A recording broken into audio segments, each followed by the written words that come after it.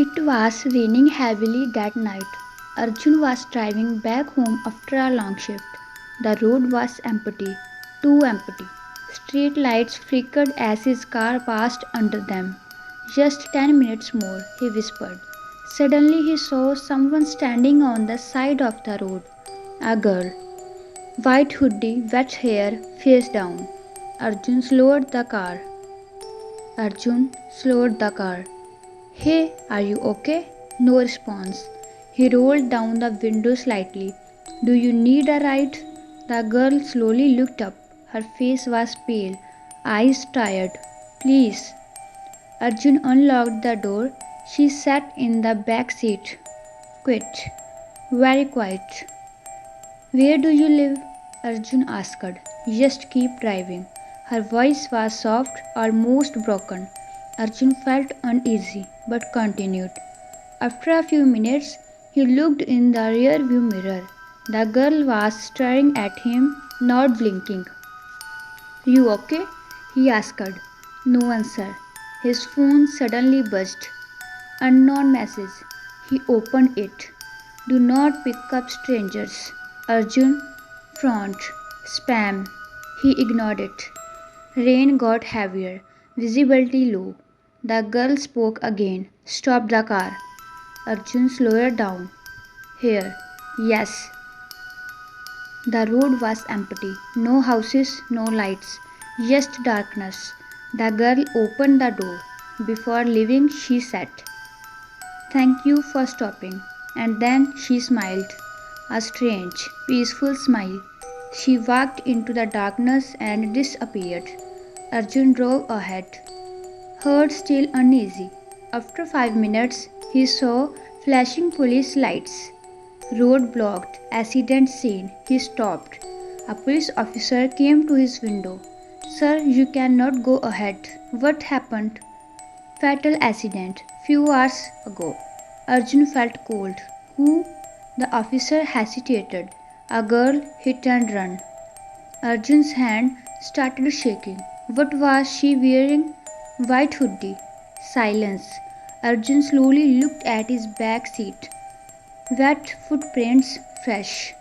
His phone buzzed again. New message. She still needs a ride. Arjun turned around slowly. Back seat. The girl was sitting there again. Closer, smiling. This time, her eyes were completely black. Arjun froze.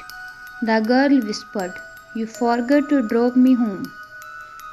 Next morning, police found Arjun's car parked on the same road. Engine still running, door open. But Arjun was gone. Days later, drivers started reporting something strange. A girl in white asking for a ride, and if you stop, you never reach home. Ria checked into a small hotel during her trip. Room 306. Everything looked normal. Clean bed, quiet hallway, perfect. She placed her phone on the table, started recording a short vlog. Hey guys, just reached my hotel. Her phone suddenly glitched. Screen froze, then turned black. Great. She restarted it, everything normal again. That night, around 2:15 a.m., she woke up suddenly. Someone whispered, Don't move. Ria sat up, room empty, door locked. She turned on the lights, nothing. Her phone buzzed. A video file appeared. Recorded just now. Confused, she opened it. It was her room. Same angle, same bed. In the video, she was sleeping. But then, something moved under the bed. A hand slowly came out, long fingers dark. The video ended. Ria's heart was racing. This is not funny. She slowly looked at her bed. Silence. She got up, stepped back. Suddenly her phone buzzed again. Another video. This time she was standing, watching the bed, exactly like now. Behind her something was standing, tall, thin, smiling. Ria froze. She did not turn. Her phone slipped from her hand. She ran to the door, tried to open it, locked. Lights started flickering, then everything went dark. Next morning, hotel staff entered room 306. Door was opened, room empty. Only one thing left behind, a phone. Inside it, hundreds of videos, different people, different nights, all recorded in room 306. And in every video, something was watching, waiting. The hotel was shut down, room 306 sealed. But sometimes online new videos still appear from that same room. Aman was home alone, late nights scrolling his phone. His phone rang, unknown number. He ignored it. It rang again. Annoyed, he answered, "Hello." Silence, then a voice soft. "Aman?" He froze. "Who is this?" "Don't hang up. Tell me who you are. I don't have much time." The voice sounded scared. "Someone is in your house." Aman laughed nervously. "Nice prank. I am serious. Check the kitchen." Aman stood up slowly, walked to the kitchen. Empty. See, no one. Not there anymore. Aman's smile disappeared. "Check behind you." He turned quickly, nothing. "Stop this." The voice whispered, "I am you." Aman froze. From 10 minutes in the future, his heart started pounding. "You don't listen. And now it's too late for me." "What are you saying?" "Just leave the house. Right now." Aman hesitated. "Run." Suddenly, a loud noise upstairs, footsteps fast. Aman ran to the door, opened it. Before leaving, he looked back for a second. He saw someone standing in the hallway, watching him. He slammed the door and ran outside. Phone still on call. "You made it," the voice said, relieved. Aman breathed heavily. "I am safe." Silence. "No." The voice whispered. Aman turned slowly. The same figure was standing outside, right behind him. The call disconnected. Next morning, neighbors found the phone on the ground, call still open. No sign of Aman. But sometimes late at night, people receive a call from their own number. Neha worked late in an office building. Almost midnight, everyone had left. She entered the elevator, pressed ground floor. Doors closed. The elevator moved, then suddenly stopped. Lights flickered. A new button lit up. Floor 1. Neha frowned. This building does not have A1. The button blinked again. Then it pressed itself. Elevator moved down. Slow, heavy. Doors opened. Dark hallway. No lights, cold air. Neha stepped out slowly. "Hello." No response. The hallway seemed endless. Doors on both sides. All closed. One door was slightly open. She walked closer, pushed it. Inside, a room empty, except a mirror. She looked at it. Her reflection was not moving. Neha stepped back. Reflection stared still. Then it smiled. Neha ran back to the elevator, pressed ground floor. Doors closed. Elevator went up. Ding, ground floor. She rushed out, relieved. Next day, she returned to work. Everything normal until she saw herself standing near the elevator. Same clothes, same face. Watching her, smiling. Neha stepped back, terrified. Her phone buzzed message. "You never left floor 1." She slowly looked around. Office disappeared, hallway dark, cold. Elevator door opened again, waiting forever. It was a quiet neighborhood. Tree-lined streets, white houses, clean sidewalks. The kind of place where nothing ever feels wrong. That's why Etienne chose it. A fresh start, a new house, a new life. The house was old but beautiful. Wooden floors, big windows, soft creaking sounds. The agent had smiled and said, "People love this place." Ethan did not ask why it was so cheap. He just needed somewhere to begin again. The first night was peaceful, too peaceful. No traffic, no noise, just silence. Ethan slept deeply. At exactly 3:02 a.m., he woke up. No reason, just awake. He sat up, listened, nothing. Then a sound, soft like footsteps downstairs. Ethan frowned. Probably the house settling. He lay back down, closed his eyes. The footsteps stopped. Next morning, everything felt normal again. Sunlight filled the room. Birds outside peaceful. Ethan made a coffee, walked around the house, checking corners, nothing unusual. Until he noticed something, a photo frame on the wall. He did not remember putting it there. He walked closer, then photo showed him standing in the living room holding a cup of coffee. Same clothes, same position. Ethan stepped back, confused. Did I print this? He took the frame down, turned it over. No dust, it was new. That night, 3:02 a.m. again, Ethan woke up. This time, the footsteps were louder, slow, heavy. Walking across the living room, Ethan stared still, listening. Step, step, step. Then silence. He grabbed his phone, turned on the flashlight, slowly walked downstairs. Living room empty. But something had changed. Another photo frame on the table. Ethan picked it up, his hands shaking. The photo showed him, standing on the stairs holding his phone flashlight on. Exactly what he was doing now. Ethan dropped the frame, glass shattered. Who's here? No answer. He checked every room, closed doors, windows, all locked. Nothing. But the house did not feel empty anymore. Next day, Ethan tried to ignore it.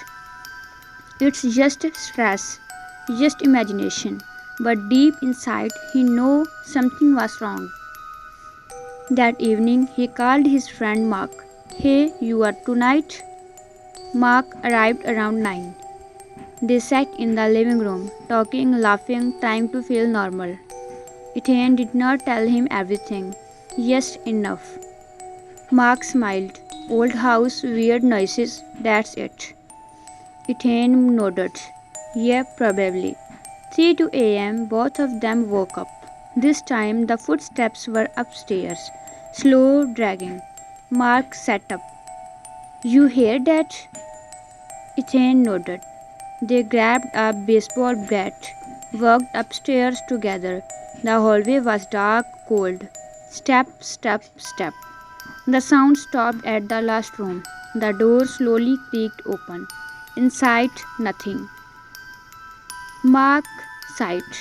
"See, nothing." Then a camera click sound.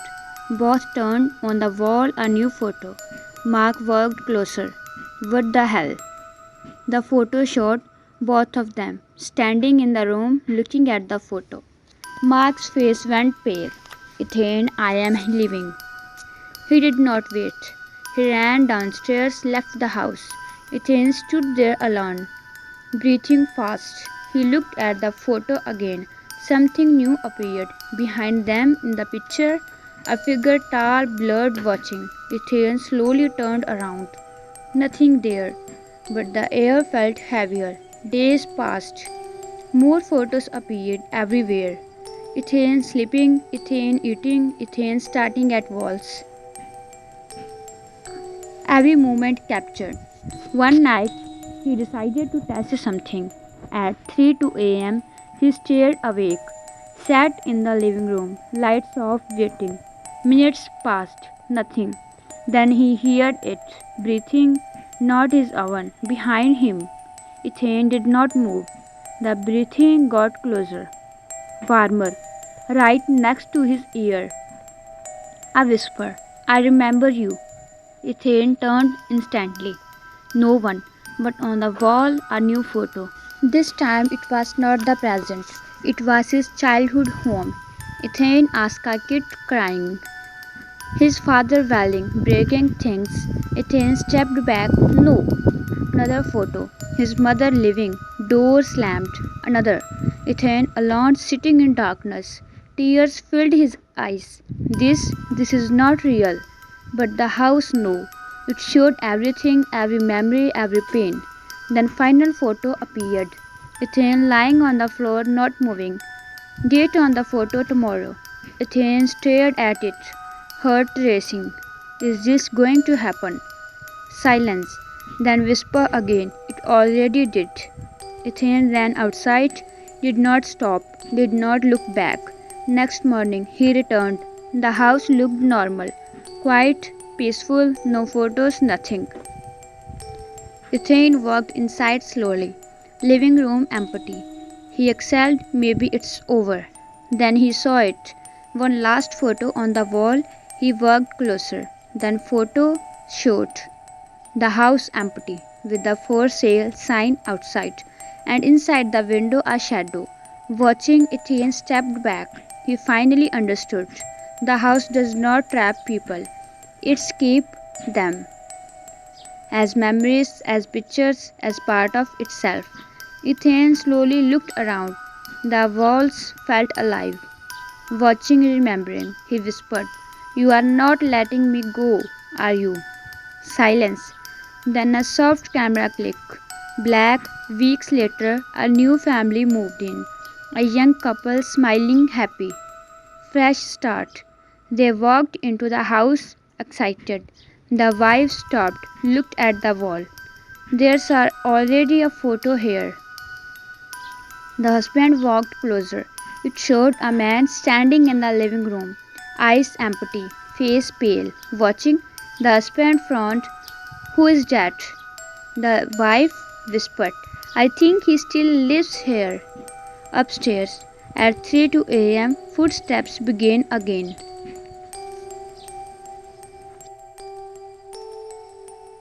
Lime had just moved into his new apartment. It was on the 8th floor. Quiet building, normal people, nothing strange. Exactly what he wanted. His life had been stressful lately. New job, new city, no friends. So peace felt good. The first night was normal. He ate dinner, watched TV, slept. At exactly 2:47 a.m., he woke up. He did not know why, but something felt off. He looked around his room, dark, silent. Then he heard it, a faint sound from the living room, like someone shifting their weight. Lima sat up slowly. Hello? No answer. He grabbed his phone, turned on flashlight, walked toward the living room. Everything looked normal. Couch, table, TV. Then he saw it. Someone was sitting on the couch. A man, facing away from him still. Lime froze, heart pounding. Hey, who are you? No response. The man did not move, did not react. Lime slowly stepped closer. Listen, I am calling the police. Still nothing. Lime reached forward, touched the man's shoulder. Cold, very cold. The man slowly turned his head. Lime stepped back. The face was blank. No eyes, no mouth, just smooth skin. Lime screamed, lights flickered, and suddenly the couch was empty. No one there. Silence. Lime stood there shaking. What the hell was that? He checked the door. Locked, windows closed. No sign of anyone. That night, he did not sleep again. Next morning, everything felt normal. Sunlight, noise, life. Lime tried to convince himself it was a dream. But deep down, he knew it was not.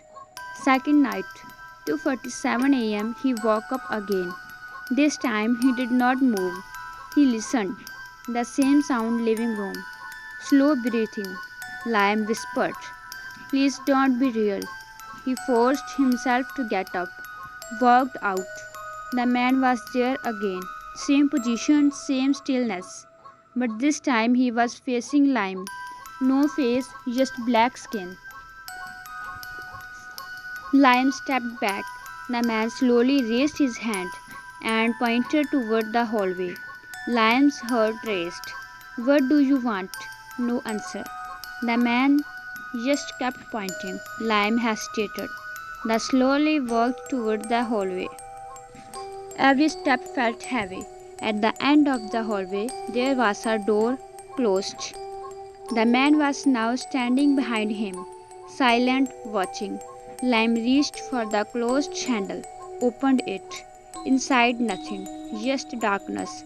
Then a sound from inside the closed. I whispered, "He is here." Lime slammed the door shut, turned around. The man was gone again. Third night, Lime did not sleep. He sat in the living room, lights on, watching, waiting. 2:47 a.m. lights flickered. The man appeared. This time, close.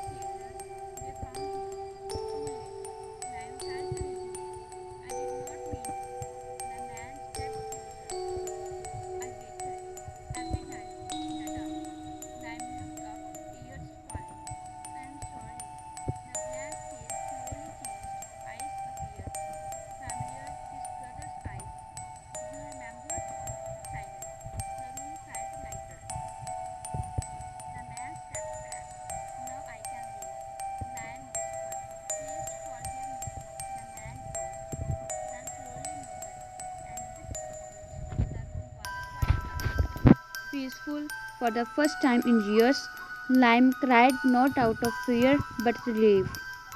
Next morning, sunlight filled the apartment.